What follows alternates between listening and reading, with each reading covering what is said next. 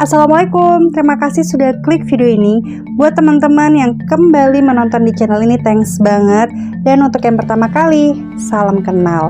Apa kabar nih teman-teman? Saya sangat berharap semoga kita semua masih dalam keadaan sehat, bahagia, dan tentunya diberikan kelancaran rezeki, amin. Baru-baru ini ada kasus yang menggemparkan karena ditemukannya tubuh menghitam di suatu lokasi perkebunan. Tubuh itu diidentifikasi sebagai seorang perempuan. Teman-teman, ingat nggak? Kita pernah bahas loh kasus yang mirip di daerah Cianjur, Jawa Barat yang menimpa seorang gadis cantik bernama Indah.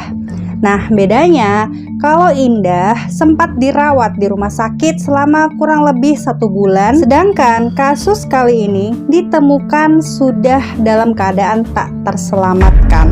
Ditinggal begitu aja sampai pada akhirnya ada seorang warga yang menemukannya. Kok bisa ya ada orang yang setega ini? Apa sih penyebabnya? Langsung aja yuk kupas tuntas di channel Rikaro.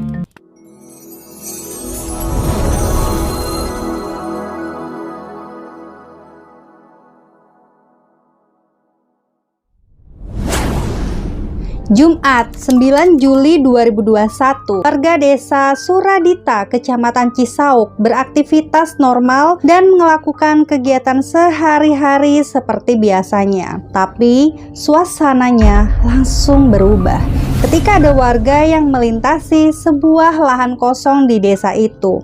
Nah, lahan kosong itu sebetulnya adalah milik suatu perusahaan swasta. Hanya saja dipakai warga untuk berkebun singkong. Jadi gak ada yang tinggal di situ dan lokasinya tergolong sepi. Tapi hari itu adalah hari yang sangat mengejutkan. Ada seorang warga yang akan bercocok tanam di situ. Dia melihat ada bekas asap, lalu dia cari asal muasal dari asap itu. Rupanya teman-teman, dia menemukan seonggok tubuh dalam keadaan sudah menghitam dan berasap.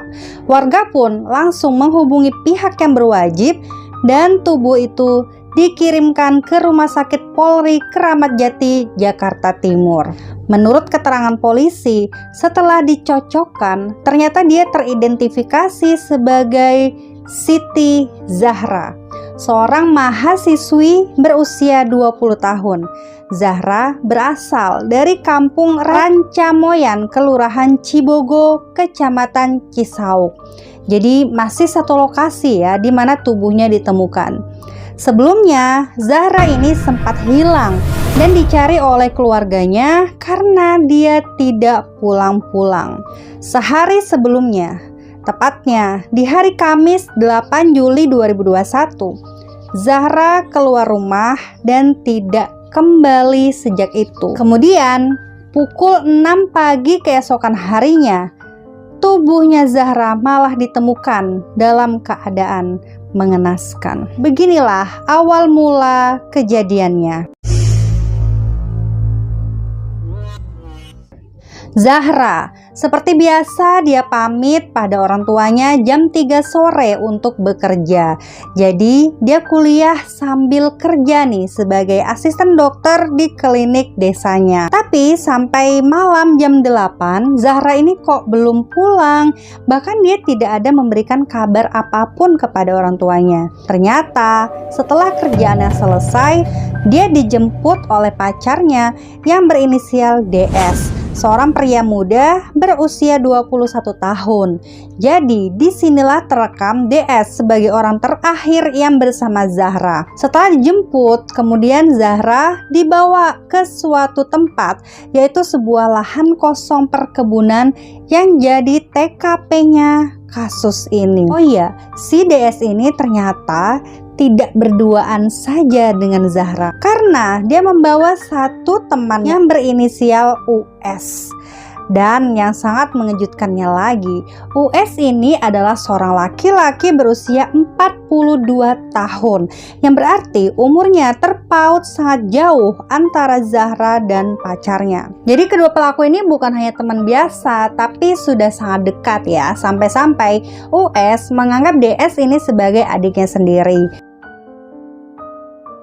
Sebelum Zahra ini sampai ke lokasi, US ini ternyata sudah menyiapkan macam-macam barang seperti kain, karung, kayu, dan daun pisang kering. Waduh, tampak jelas ya teman-teman. Di sini mereka sudah sangat merencanakan hal tersebut. Nah, akhirnya setelah sampai, mereka pun ngobrol-ngobrol seperti biasa. Karena Zahra ini kebetulan kenal dengan US, ya kan, alias teman dari pacarnya itu. Jadi dia sama sekali tidak timbul kecurigaan. Lalu tidak lama, Zahra ini tiba-tiba dibekap sampai dia tersungkur di tanah.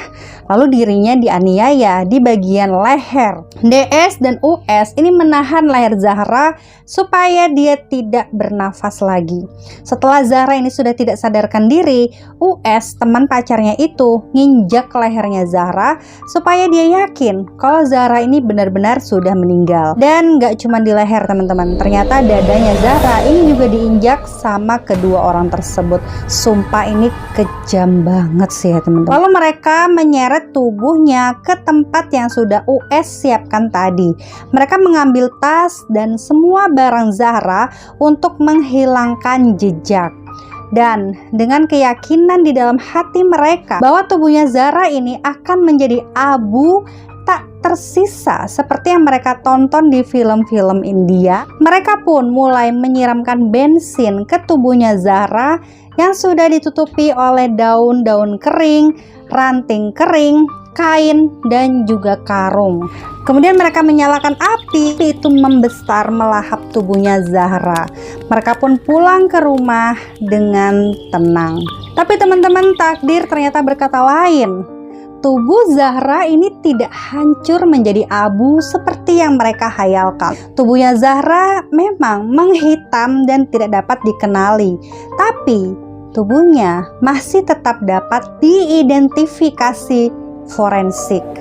Awalnya nih, penemuan tubuh Zahra itu nggak langsung diketahui identitasnya. Ayahnya Zahra yang mendapatkan info itu dari sosial media langsung mendapatkan firasat kalau itu adalah tubuh dari anaknya. Karena hilangnya Zahra ini yang belum 24 jam, membuat keluarganya belum bisa melapor ke polisi.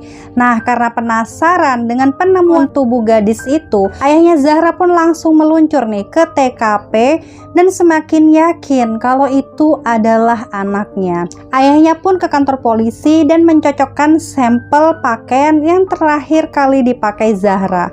Kemudian dilakukan juga nih tes DNA untuk memastikan dugaannya. Dan ternyata benar, firasat ayahnya teman-teman, anaknya lah yang ternyata dianiaya dan dibakar di lahan kosong itu. Keluarga Zahra yang khawatir saat itu sempat mencari Zahra kemana-mana.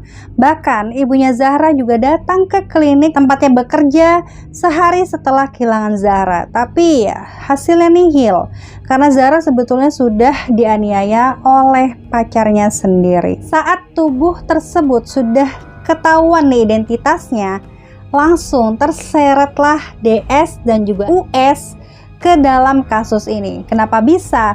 Ternyata jauh sebelum itu, DS dan US ini pernah mendatangi rumah keluarga Zahra karena soal cinta gitu ya.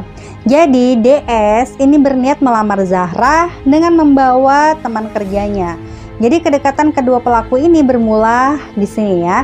DS yang masih terbilang muda ini kerjanya di sebuah salon bersama US. US sendiri adalah perias atau MUA gitu yang terkenal di kampungnya. DS ini melamar di pertengahan Juni lalu. Tapi karena ayahnya Zahra tidak sedang di rumah, DS pun datang lagi di beberapa waktu berikutnya. Dan saat itu lamarannya DS ternyata ditolak sama keluarganya Zahra.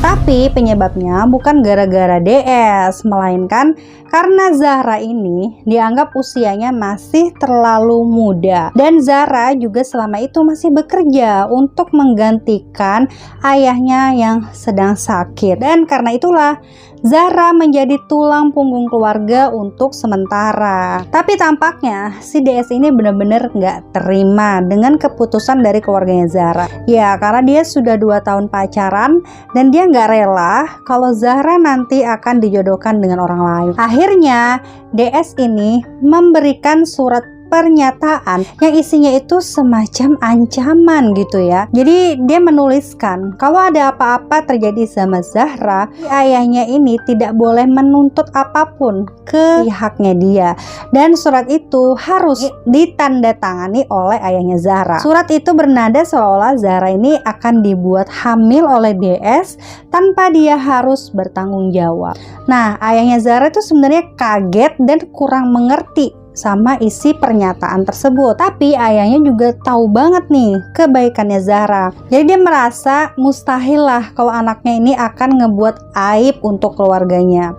Dari ingatan tentang surat itulah kemudian memudahkan kasus ini terbongkar. Jumat malam 9 Juli lalu, DS dan US pun ditangkap di kediaman DS, yaitu sang pacar, yang kemudian bercerita bahwa dia dibantu oleh US untuk menjalankan aksinya. Kemudian digelarlah nih rekonstruksi kejadian perkara. Tapi saat itu DS, pacarnya Zahra, tidak dihadirkan secara langsung karena dia terindikasi positif dan harus diisolasi tenaga medis. Ternyata DS ini terinspirasi dari film-film penganiayaan. Jadi DS membuat ide dan dia pun merancang rencana-rencananya sendiri untuk menghilangkan nyawa Zahra. Akibat dari aksi keji kedua pelaku ini, mereka pun dikenai pasal 340 KUHP dan pasal 365 dengan ancaman pidana seumur hidup atau hukuman maksimal 20 tahun berkaitan dengan tindakan pencurian dengan kekerasan dan penghilangan nyawa seseorang. Jadi demikianlah teman-teman kasus dari Cisauk, Kabupaten Tangerang. Ya, bagaimana menurut kalian dengan kasus ini? Apakah hukuman yang sudah mereka dapatkan itu cukup pantas? Kalian komen di bawah ya. Dan doaku semoga kita semua selalu dilindungi dari segala macam mara bahaya. Dan ingat teman-teman, selalu hati-hati dan waspada. Terima kasih untuk yang sudah nonton video ini sampai selesai. Sampai jumpa di videoku selanjutnya. Bye.